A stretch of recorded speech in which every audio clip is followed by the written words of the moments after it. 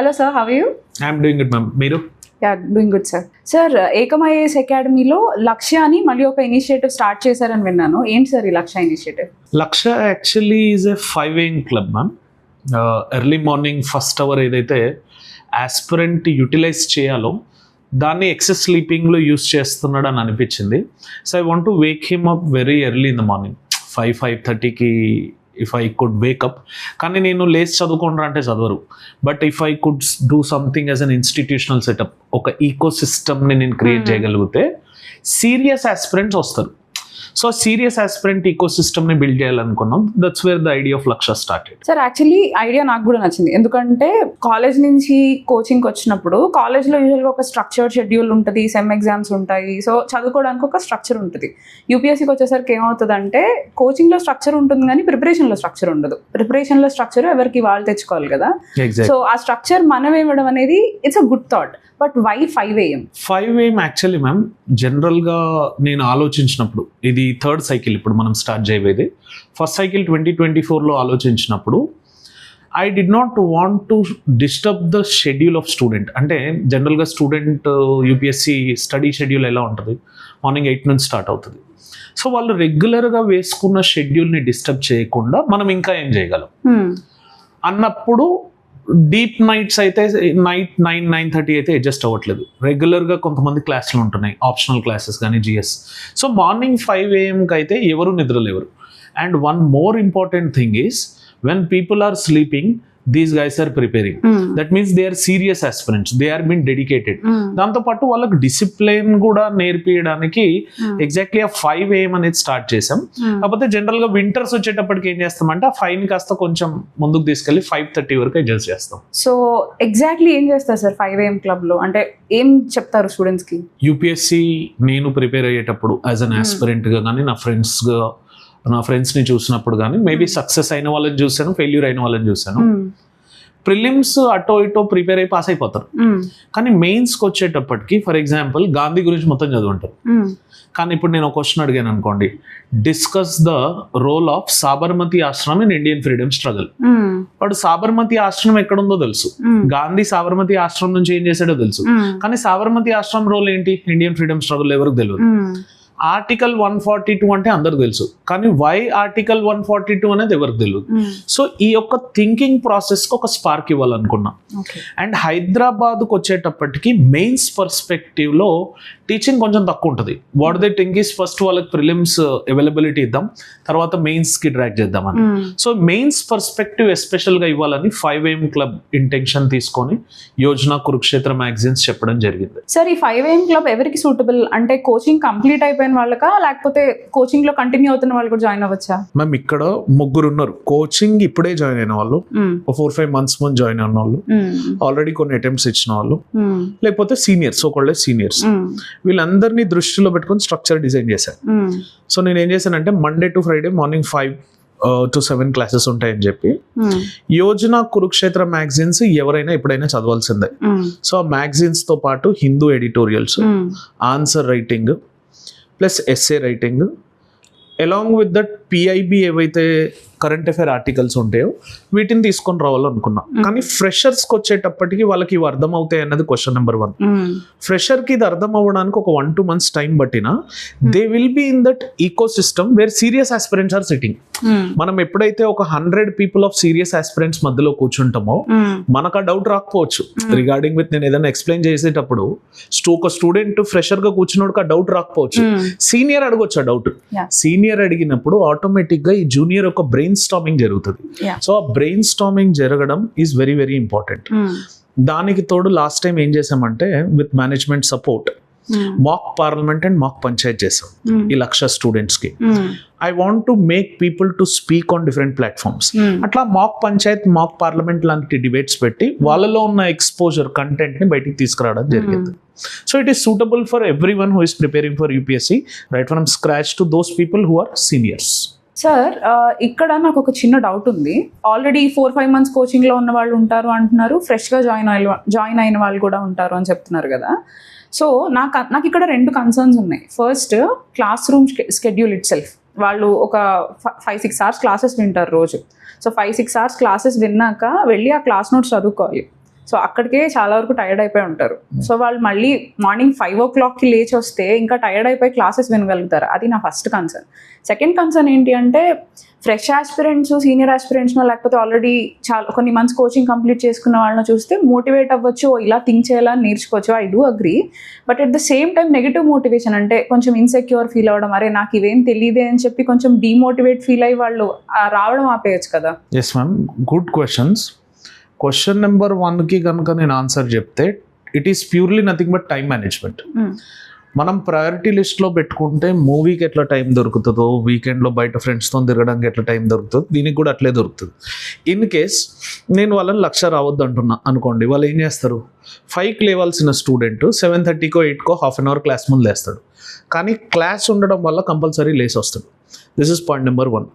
Time management skills అంటారా, it has to happen from this end. ఎందుకంటే మీరు లబాస్నాలోకి వెళ్ళినాక ఒక చిన్న example, many of my friends and students say this, అసలు మీకు టైం ఉండదు. మార్నింగ్ పీటీ గ్రౌండ్కి వెళ్తారు, మన డ్రెస్ వేసుకొని, పీటీ డ్రెస్ వేసుకొని, మళ్ళీ వస్తారు, మెస్ డ్రెస్ వేసుకొని వచ్చి మళ్ళీ తింటారు, మళ్ళీ వెళ్తారు, మళ్ళీ ఫార్మల్ డ్రెస్ వేసుకొని వచ్చి మళ్ళీ క్లాస్లో కూర్చుంటారు, మళ్ళీ వెళ్తారు, మళ్ళీ మెస్ డ్రెస్ వేసుకుంటారు. అట్లా in a cycle of 1 particular day they have to rush and run. ఆ హ్యాబిట్ అనేది డెవలప్ అవ్వాలి. ఆ హ్యాబిట్ ఈ 1,00,000 నుంచే డెవలప్ అవ్వాలి అనుకుంటే ఇట్ కెన్ హ్యాపెన్. మనకి ఏదన్నా ప్రయారిటీ లిస్టింగ్ ఏదైతే ఉంటుందో ఆ ప్రయారిటీ మీద మనం ఫోకస్ చేస్తాం.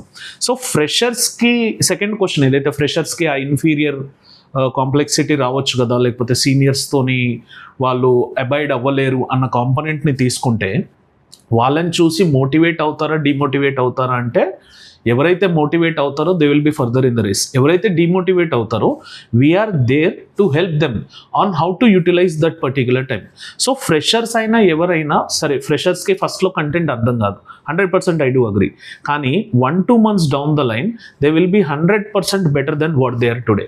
ఎందుకంటే ఈ ఫ్రెషర్కి ఫస్ట్ ఒక డిసిప్లిన్ డెవలప్ అవ్వడం చాలా ఇంపార్టెంట్. సో ఈ డైమెన్షన్స్లో ఈ పర్టిక్యులర్ ప్రోగ్రామ్ ఎవరికన్నా సూటబుల్ అన్నది నా పర్టిక్యులర్ పారామీటర్.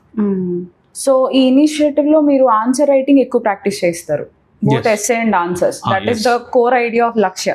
ఎస్, ఇంకోటి మెయిన్ ఇంటెన్షన్ మ్యామ్, అది నేను ఇప్పటిదాకా ఎక్కడ రివీల్ చేయలేదు. స్టూడెంట్స్ ఏకంకి పరిశ్రమ మెంటర్షిప్కి చాలా మంది వస్తారు ma'am. Every year hundreds of people come. ఒక లూప్ హోల్ నేను చూసే పక్క లూప్ హోల్ ఏంటంటే వాళ్ళు ఒక ఇన్స్టిట్యూట్లో సమ్ ఎక్స్ ఇన్స్టిట్యూట్లో కోచింగ్ తీసుకొని ఉంటారు. జాగ్రఫీ, పాలిటీ, హిస్టరీ బాగుండి ఉంటుంది, ఎకనామీ అవుట్. మేబీ అది ఫ్యాకల్టీ పరంగా అయి ఉండొచ్చు, లేకపోతే ఇతనికి అర్థం కాకపోయి ఉండొచ్చు. సో నౌ ఈ లూప్ హోల్ని, ప్యాచ్ వర్క్ని ఎవరు ఫిల్ చేయాలి? సో స్టూడెంట్స్కి నేను ఈ పర్టికులర్ 1,00,000 థర్డ్ సైకిల్లో హ్యావ్ ప్రామిస్డ్ దెమ్ దట్ మీకు ఏదన్నా సబ్జెక్ట్ డిఫికల్టీ ఉంటే let me know that particular concept. As మనం యూపీఎస్సీ ప్రిపేర్ అయిన వాళ్ళం కాబట్టి ప్రతి ఒక్క కాన్సెప్ట్ మీద ఎంతో అంత అవగాహన ఉంటుంది. So that I will prepare some easiest way to make you understand. So ఆ ప్యాచ్ వర్క్స్ని ఫిల్ చేయాలి అన్నది ఫస్ట్ ఇంటెన్షన్. రెండవ ఇంటెన్షన్ వీళ్ళకి ఆ మ్యాగజైన్స్లో వచ్చే సమ్మరీని చెప్పడం. మూడవ intention, most people face the difficulty of answer writing. Introduction, body, conclusion రాయమని అందరు చెప్తారు, కానీ ఇంట్రడక్షన్ లేని రాయాలి, బాడీ లేని రాయాలి, కంక్లూజన్ లేని రాయాలి. లాస్ట్ 2 cycles 1,00,000లో నేను క్వశ్చన్ రాసి 8 minutes టైం ఇచ్చేవాడు స్టూడెంట్కి.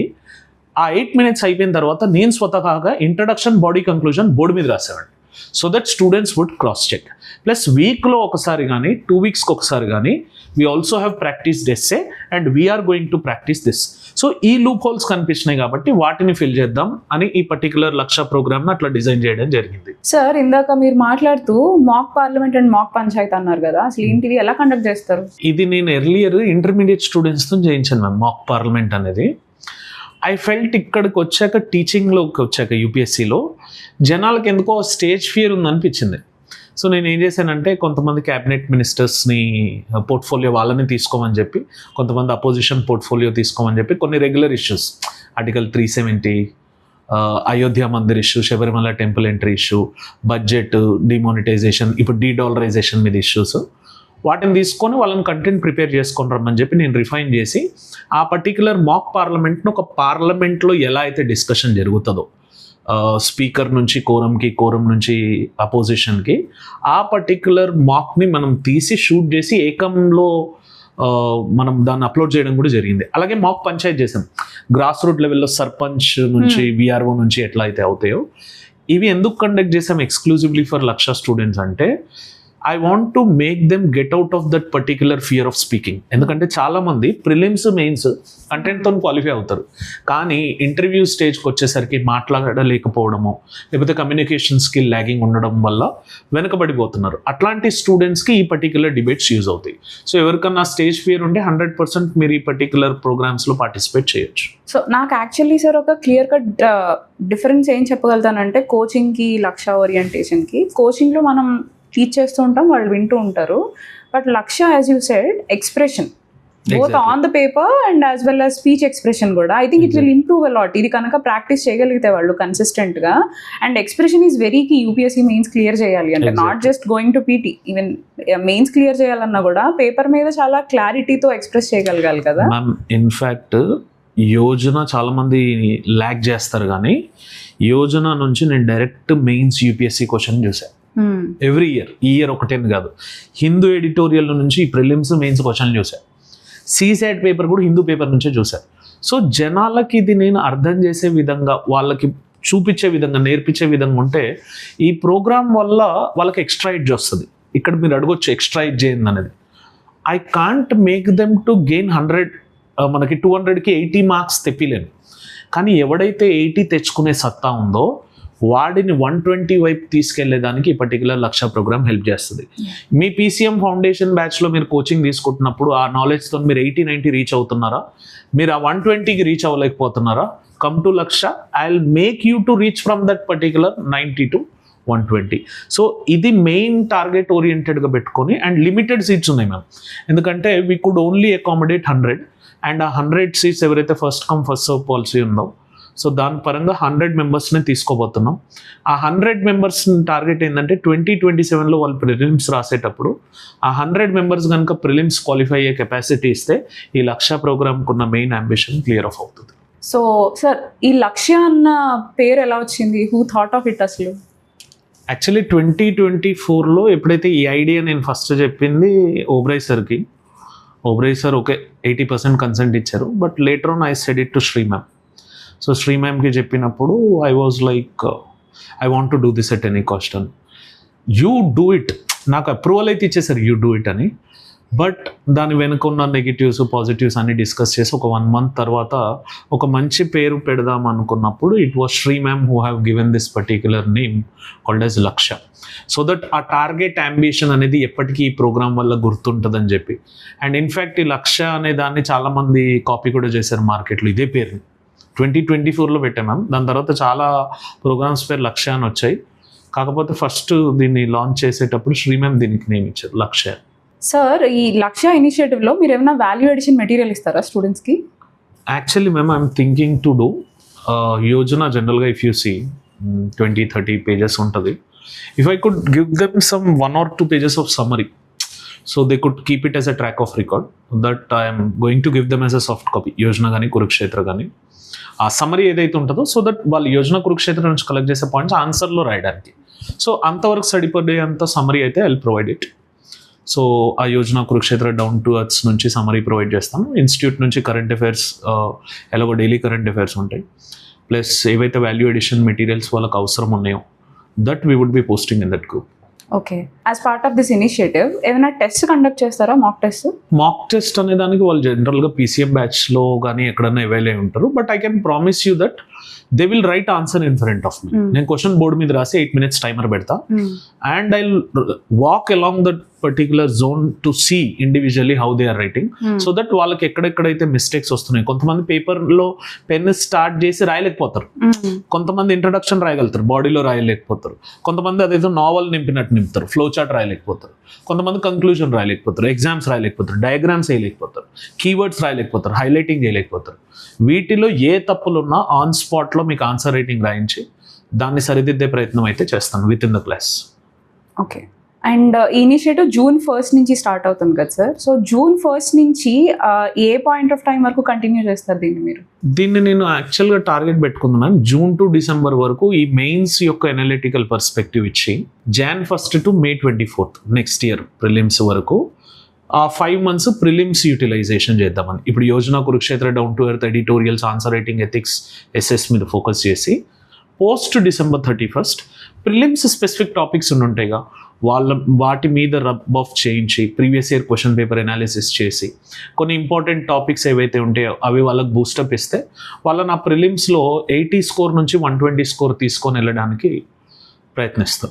సార్ నేను లాస్ట్ ఇయర్ లక్ష స్టూడెంట్స్తో మాట్లాడినప్పుడు నాకు ఒక ఇంట్రెస్టింగ్ థింగ్ చెప్పారు వాళ్ళు. మీరు మధ్యలో సర్ప్రైజ్గా సైకలాజికల్ టెస్ట్ లాంటివి పెడుతుంటారని. ఏంటవి అసలు? సైకలాజికల్ టెస్ట్లు కాదు ma'am, I want to make them psychologically fit. కొన్నిసార్లు ఏం చెప్తా అంటే, ఇప్పుడు ఫర్ ఎగ్జాంపుల్ ఇండియా అన్న వర్డ్ ఉంది, అది గుర్తొస్తే మీరు ఫస్ట్ ఏం రాస్తారు? మదర్ ఏం రాస్తారు, ఫాదర్ అనగానే ఏం రాస్తారు. ఎందుకంటే యూపీఎస్సీ ప్రిపేర్ అయ్యే వాళ్ళు సిడిఎస్ ఎగ్జామ్ కూడా రాస్తారు మ్యామ్. దాంట్లో సైకలాజికల్ థిమెటిక్ అప్రోచ్ టెస్ట్ అనేది ఉంటుంది, ట్యాట్ అంటారు, వ్యాట్ అంటారు. అలాగే యూపీఎస్సీలో కూడా సైకాలజీ టెస్ట్ చేస్తారు స్టూడెంట్ది, అసలు వీడు నిజం చెప్తున్నాడా అబద్ధం చెప్తున్నాడా. దానికి జస్ట్ వాళ్ళకి బోర్ కొట్టకుండా వాళ్ళు ఏమనుకుంటున్నారు అన్న సెగ్మెంట్లో ఇలాంటి చిన్న చిన్న టెస్ట్లు లక్షలు, ఎందుకంటే రెగ్యులరైజ్డ్ కంటెంట్ కాకుండా ఇలాంటి కొన్ని ట్రికీ కంటెంట్స్ని వాళ్ళకి చెప్పడం. ఎందుకంటే I generally SIT in interview panel when ever Ekam conducts mock interviews. దాంట్లో నేను అబ్జర్వ్ చేస్తూ ఉంటాను, అక్కడ కూడా జనరల్గా నేను సైకలాజికల్ క్వశ్చన్సే అడుగుతా. సో అక్కడ ఆల్రెడీ అడిగేది ఈ స్టూడెంట్స్ని ఫస్ట్ నుంచే ప్రిపేర్ చేయిస్తే వీళ్ళు కూడా ఎన్లైటన్ అవుతారు కదా. ఆ క్వశ్చన్స్ బౌన్సర్స్లా కాకుండా ఈజీగా ఉంటుందని చెప్పి అలాంటి సైకలాజికల్ క్వశ్చన్స్ అడుగుతాను. There is no particular test as such, but I want to test psychology of students through Lakshya. 100% అదైతే correct. So you're charging 999 rupees for this. ఎందుకు సార్ ఈ ఇనిషియేటివ్కి why are you applying fee for it? ఎందుకు fee charge చేస్తున్నారు దీనికి?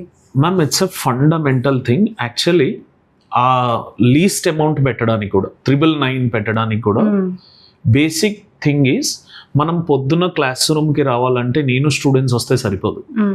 ఒక operation manager ఎవరైతే సిస్టమ్ని ఆన్ చేస్తారో లేకపోతే లైట్స్ ఆన్ చేస్తారో ఇన్స్టిట్యూట్ ఓపెన్ చేస్తారో, we have to recruit one particular person. Plus ఆపరేషన్స్లో కరెంట్ ఎలక్ట్రిసిటీ బిల్స్ ఉంటాయి. సో ఈ మినిమల్ ఎక్స్పెన్సెస్కి ఆ minimum charges are what we call as equity. Plus ఇంకోటి, మీరు Yojana, Kurukshetra, down to earth ఎన్ని మ్యాగజైన్స్ కొనడానికి ఒక 500-600 రూపీస్ ఎట్లన్నా ఖర్చు పెట్టాల్సి ఉంటుంది.